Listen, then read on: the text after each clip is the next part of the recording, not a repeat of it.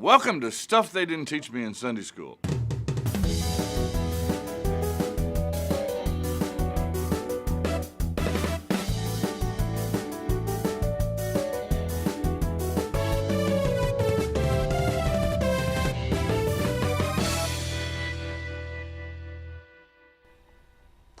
You know, even though we know we're forgiven, and even though God's forgiveness is total and complete, there are still times when what we do, the evil things we do, have consequences in our lives. They carry on in our lives in other ways. That's true in David's life too. The rest of the book of 2 Samuel is concerned more with David's family life and more with succession kinds of issues, who's going to be the next king, than it is with his political leadership or even his religious leadership. The first thing that happens in 2 Samuel chapter 13 is that David has a daughter by the name of Tamar, and he has a son by the name of Amnon, and they have two different mothers. So Amnon and Tamar are half brother and sister. Amnon develops a thing for Tamar, and to make a long story short, he ends up raping her or seducing her, depending upon how you want to look at it. Either way, it doesn't make the Sunday school stories. Once he's raped her, he then despises her and won't have anything to do with her. Tamar has a full brother by the name of Absalom. And Absalom is irate. And so Absalom attacks Amnon and kills him. By the way, if you're keeping score at home, that's one brother out of the way in terms of who's going to be the next king. Amnon won't. He's dead. Absalom now has to run away from his dad because his dad, David, doesn't appreciate any of this. And so Absalom goes on the lam, leaves Jerusalem, eventually is invited back to Jerusalem by Joab, and hangs around Jerusalem for about 2 years without ever seeing David. That probably was another big problem, because during that time, Absalom ends up building up his own following. In chapter 15, after Absalom gets back, chapter 15, verse 3, when somebody came up to Absalom at the gate and passed Absalom to go see David, we're told in verse 3, Absalom would say to him, "See, your claims are good and right, but there's no man deputed by the king to hear you." Absalom said, moreover, "Oh, that I were judge in the land. Then every man with a suit or cause might come to me. I'd give him justice." Absalom's obviously running for office. And the office Absalom wants is king. The only problem is, Dad is still king. Absalom's politics worked.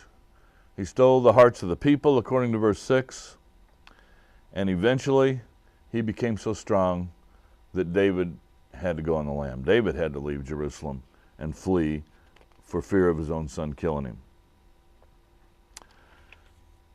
David leaves, and as he goes, he encounters two people. One is Ziba, a guy by the name of Ziba in chapter 16, verses 3 and thereabouts. Ziba is the servant of one Mephibosheth. Mephibosheth is another one of Jonathan's sons, actually Saul's grandsons. Mephibosheth is crippled. David had showed him kindness. He was no threat to the throne because a crippled man was not going to sit on a throne in Israel. The man who sat on the throne had to be hale and hearty. So David again had shown kindness to Saul's house, to Saul's descendants.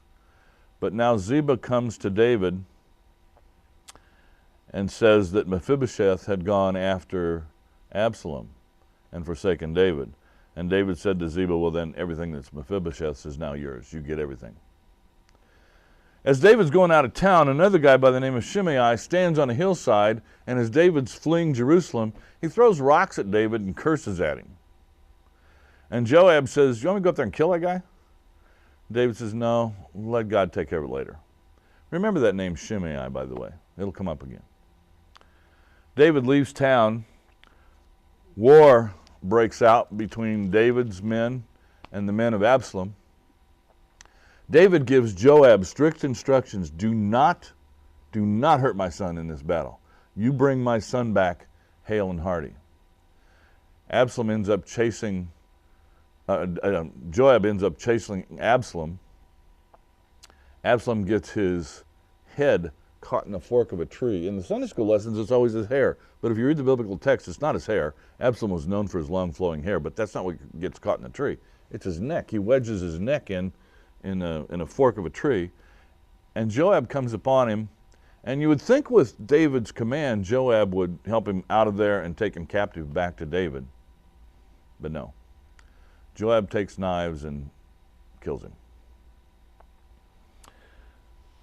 Joab is a problem for David all through David's life.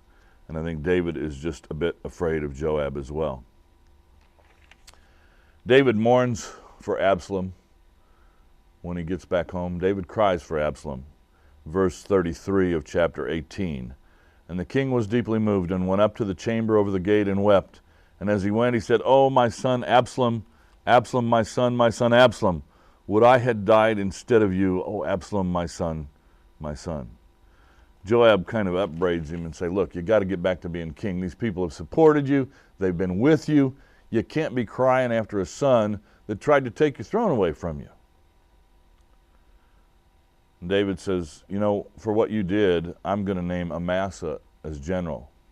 And he names a guy by the name of Amasa as his general. In effect, he signed the death warrant for Amasa because Joab will not tolerate a contender.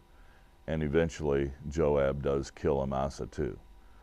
Joab is a bloodthirsty, conniving general, and he's a problem for David all the way through. David's family problems go on in his household, and they are a problem for this man of God. But nonetheless, he's still a man of God.